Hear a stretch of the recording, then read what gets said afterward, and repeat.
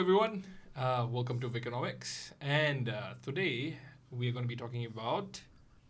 The trade war. Yes. Okay, an update on the trade war. Well, not so much as talking, just me and Arul listening to sort of... Yes. We have the Yeah, well-read yeah. one Right. and the well-informed Yes. from the well-read. Yeah, Well, yeah, no, exactly. I've just been keeping tabs on what's happening, Yes. right? Because it's, to some extent, the trade war for a lot of countries has come to the point where everyone is adjusting in one way or another. No, it's just right? split. Some people just... Yeah, it's just It's adjusting. like, it's because Right. it's been long enough. So what's happening now, it seems like a winner is emerging.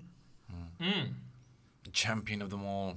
Yeah, so this trade war is turning to a jubilant China. China has basically shown its cards to the United States. Basically, they control the rare earth supply in the whole world, and the world cannot live without rare earths anymore. Whether it's for our iPhones and computers, devices, or All the most important everything things. that has anything to do with a little bit of computers inside them, or a touch screen, right? And then defense equipment, right? All the sensitive stuff and all. Everything has rare earths in them, even though it just needs a little bit of them. Yeah. But we all depend on mainly China. So Yes. China produces 70% of rare earths that the world uses. And if any country wants to challenge them in that production, which of course you can, but it will, it took them more than a decade to come up to that level, Yeah. right? And Just I- with scale, I think it's yeah, hard to- scale, and also challenge. they sacrificed part of their country Mm-hmm. to produce this. The pollution in that part basically makes that place uninhabitable, Yes. with all sorts of toxic chemicals and radioactive chemicals that they have to dispose of one way or another over that place. Yeah. So I don't see anyone rushing to create rare earths in their own countries. You can have an So- initiative that could just start now, but never come that Well, far. even the US, obviously, even before this, everyone knows, okay, the weak point is the rare earths. And pushing China will simply mean that they are going to retaliate with the rare earths. And US also did stockpile rare earths. Mm. All right, they do have a stockpile. But generally speaking, you would not want to use that stockpile until you really need it. Like something happens to China and they cannot produce it, then you would use that as your reserve. You'd use your reserve, Mm-hmm. right? Mm-hmm. Okay, because so anyway, any country that wants to create or have their own manufacturing and purification of rare earths and all, it's going to take them easily at least 5 to 10 years, and you need to sacrifice part of your land. There's just no two ways about that so far. With the technology that. I guess. Yes, exactly. So I think where they do it in China is up north, somewhere there's space that's quite arid, and they do all the manufacturing over there. Mm. Okay, this month actually the trade war is supposed to go from. Last we did was whatever trade war. Before Yes. we started this with the IDK, I don't know Yeah. trade war, because we don't know what's happening, Mhm, right? mhm. And then it became whatever because it just keeps shifting, going this way, that way. Tomorrow something And else. it seems like some stability has come to that when US basically gave everyone their report cards and said, okay, you 20%, you 50%. Yeah, pretty much. The chart pretty has much. got- And the biggest surprise was India getting 50% and all of that, right? Uh-huh. So, but everything was seems like everything was stabilizing. And all the economic data is now starting to come to balance out all that effect, right? And so what we've learned from what's happened so far is that the whatever tariffs that the US has placed on whatever country, the people who are bearing the brunt of it are the importers so far. Okay, Yeah. so the importers seem to be taking on 70% of the cost of the tariffs. And on CNN, there was a video that I saw. It's the amount of tariffs they are paying is painful with this new It's not Trump getting passed tariff. on to the consumers. Because see, not yet. 20% is getting passed on to consumers, and only 10% is being taken on by the exporters who are reducing their price.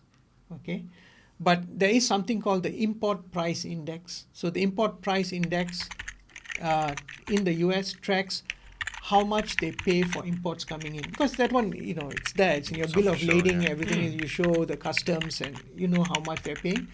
That hasn't moved a lot. In fact, it's quite stable. So that means the exporters are not paying. Maybe some are paying, but most are not paying any of the tariffs. Okay, the tariffs, the brunt of the tariffs is being borne by the importers in the US, and right now it's the people who are directly importing it. Yeah, they are only now giving 20% to the consumers, and they are saying that's going to increase. Right, that 20% is going to increase, so you're going to see growth in inflation in the US.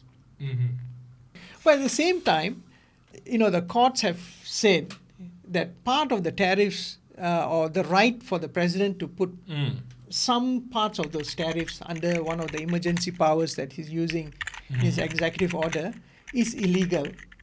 And this is, two courts have said it, right? One of the courts in Oregon, the first court, right, the Commerce Court. So it had 3 judges. And I don't know whether it's 2-1 or all 3 of them unanimously said something, but they said, okay, this is illegal. Then it went to an appeals court.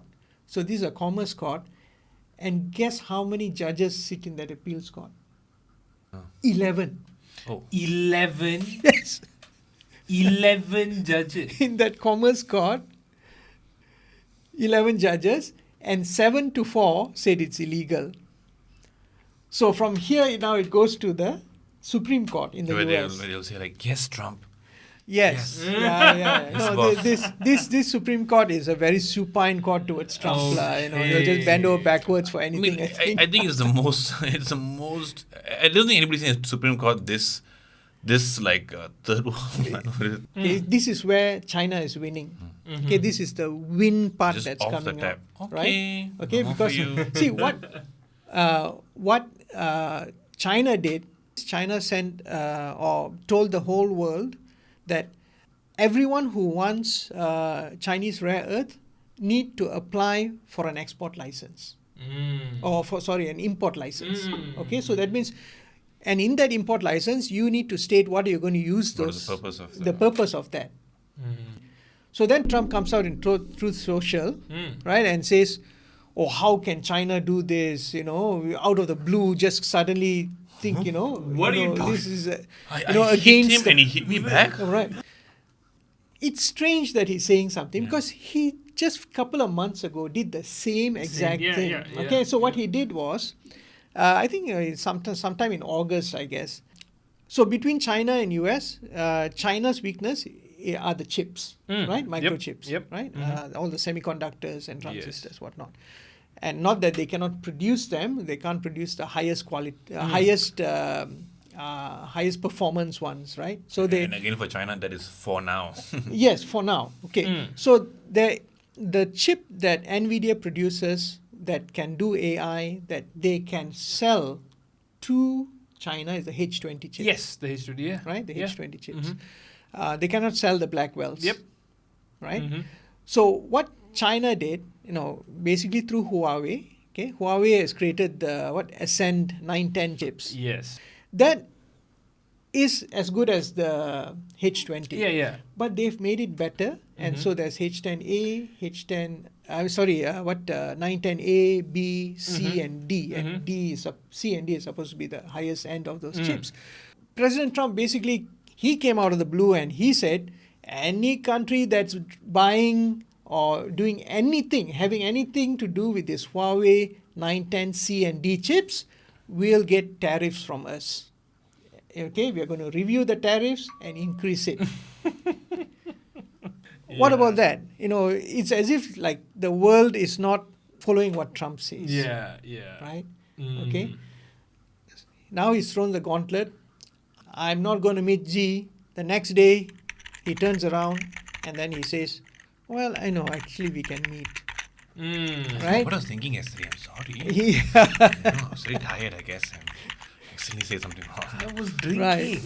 Trump He doesn't drink. Trump doesn't drink. Trump doesn't Oh, drink. yeah. Yeah, he's got his He own. drinks sugar, lah. Yeah. He had Right. he had too much of Coke. Right. Oh my god. So now he's pulling back. He's Yeah. saying he's going to meet G, right? Mm. And whatever that President Trump is trying to do, China has already pressed the sensitive points. Rare earth is the biggest one. The second biggest one is the fact that they're not buying any soybeans from US this year, zero. This is harvest season. By now, all the orders would have come in. Yeah. But they switched over totally to Brazil. I think conclusively the United States had ceded power on this trade war Sorry about that. to China, whether they recognize it or not. That's how we see it. At the point now, it seems like it's affecting the Americans most, Mm. right? In their price points, in their business activity, inflation, exactly. The exports. Right, and the jobs reports are not very good. They seem to keep losing jobs, and job opportunities are not coming up as much. While President Trump and his administration is running the US right now, certainly the US economy is going into a gray area. It's now fully inside a gray area, right? Yeah. That I think the biggest damage that President Trump has done to the US economy is this, because the rest of the world actually doesn't care about the US debt. Okay. How much it is, its magnitude, no one cares. But when I was in the US in the 90s, one of the biggest, when they go for their campaign politics and all that, everyone, Republicans, Democrats, they all talk about the debt. Okay. The debt. And that time it was 2 trillion. Wow. Okay, now Sounds it's like a coin 37 change trillion, compared right? to what it is. Right. Okay. No, but All don't right. think in many ways. But it was very much an internal thing. Yeah. Okay, very much within America, they fight in politics about their debt. Okay, but for the rest of the world is just addicted to US debt. Yeah. Okay, you want to save your money and get value out of your savings through an interest, put it in US currency. Okay, buy US Treasury bonds. Because the value keeps going up, because the demand is always there. People have extra US dollars, buy bonds. And even in the US, even US citizens, one of the things they do, and their advertisements in television and all that, Buy your bonds. promotes, yes, buy your bonds. It's as good as gold, just buy your bonds. Right?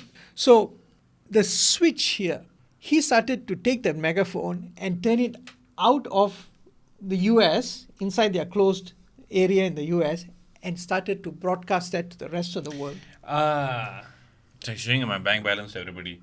Hey guys, I know outside I Right. seem like No, everything's good. and he was telling the rest of the world, this is unsustainable. Yeah. Okay. We cannot sustain this. No, but what is also interesting is he always talked about how the world has robbed America. Yes. But the world has given them this Right. much. See, in- the US, if the US looks at the debt that it has, about 8 trillion of the debt, of this 37 trillion debt, Yeah.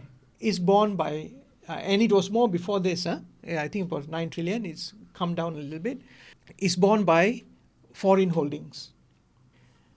Because it's just so simple, okay? You just buy the US debt, after 10 years, you're going to make so much money from this, right? And then you can pull out that You money just and lock do that in whatever and you like, want. sure, Right. just automate the Right. whole thing. Right. The world has a different view of this now, okay? Because President Trump himself and his administration has been telling the world, this is not sustainable. We need to settle it. We need to settle it. We need to settle it. Okay, this debt is a major problem for us, Yeah. right?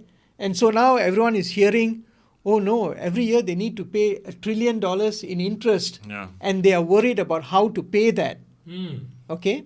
At the same time, they are cutting taxes for the richest people, which is the biggest revenue for their tax. The fastest way to pay off. Yes, fastest way to pay off the debt, right? Mm. Okay? So all of this is just causing so much uncertainty Yeah. with the bonds. Mhm. Is it actually worth buying into US debt? Which is the biggest fuel, the afterburner jet fuel for US economy are its treasury bonds. Yeah. Anything US wants to I mean, it's what makes US US. It's exactly what gives them the most powerful space, Right. That's the placement Right. they have. right. Now it's jeopardizing their whole thing. So this politics has become toxic to the US economy Mm. simply because now not just people in the US talking about the debt, the rest of the world is also talking publicized it, about the lah. debt. He publicized He it and he said, campaigned secrets. He used internal hey, shh, Americans will keep it. And he campaigned it worldwide hey guys, yeah. I wanna And share see, with you something. the problem is the way he's directed it, okay, he's directed it and said, okay, this debt is unsustainable, and it's because the rest of the world have screwed the United States Yeah. with the Yeah. trade deficits. Mhm. So then his idea of reversing this thing is to anger everybody by putting tariffs. put tariffs on them. Oh my God.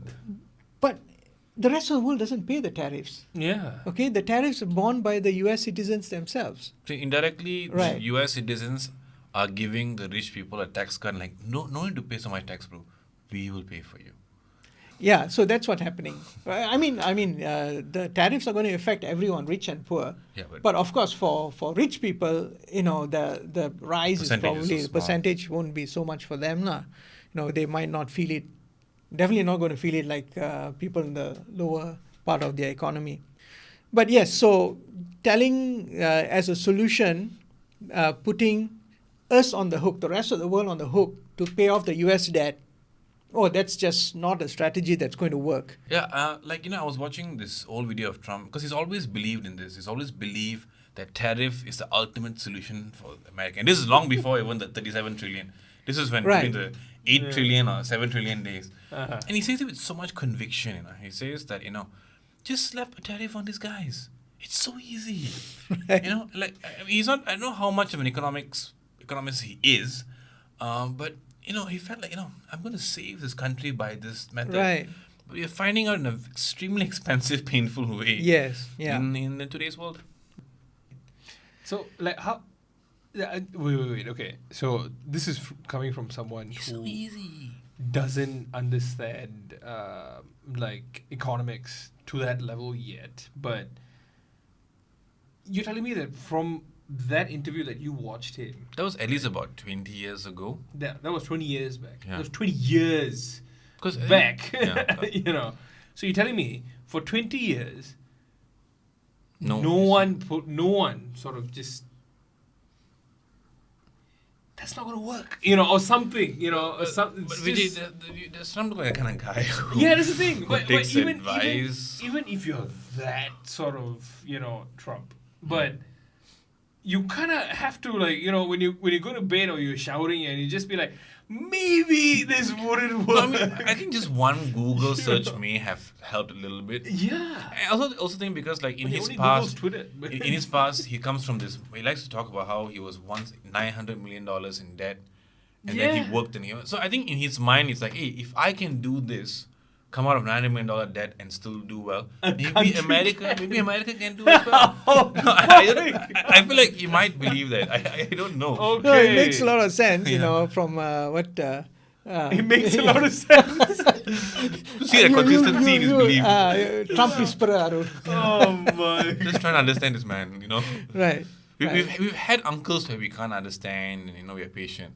But does uncle never rule the most powerful country They're in the not the world? president, right. Yeah. Yeah. Uncle never become president, but his uncle Right. did. Yeah, Uncle it's did. like what what's the name? Hassan Minhaj said, when someone asked him, "Hey, is your dad a nice guy?" My dad, yeah, he's a great guy. Okay, could your dad be president? My dad, Najmi Minhaj, as president? No! no, Right. no. Right. Yeah. Okay. Anyway, that's our podcast on the trade war. We'll see what happens next. Yes. In the And we'll next, I update don't know, you. next week, next month, or whatever. Right. Yes, we'll be very happy to update you. Yes, and if you What's have any happening. updates or any Yes. questions and any thing you have for us, please comment, subscribe. Yes. Let us know, and we will get that back to you as soon as we can. Okay. So we hope that you've somehow found this podcast useful, Yes. right? And Or just entertaining sometimes. entertaining, right? Yeah. Sure. And by the next episode, we would know if the studies are legal or illegal. Yes, exactly. Yes. What's happening with that drama? Yeah. So until then. Let's strive to thrive. Ciao.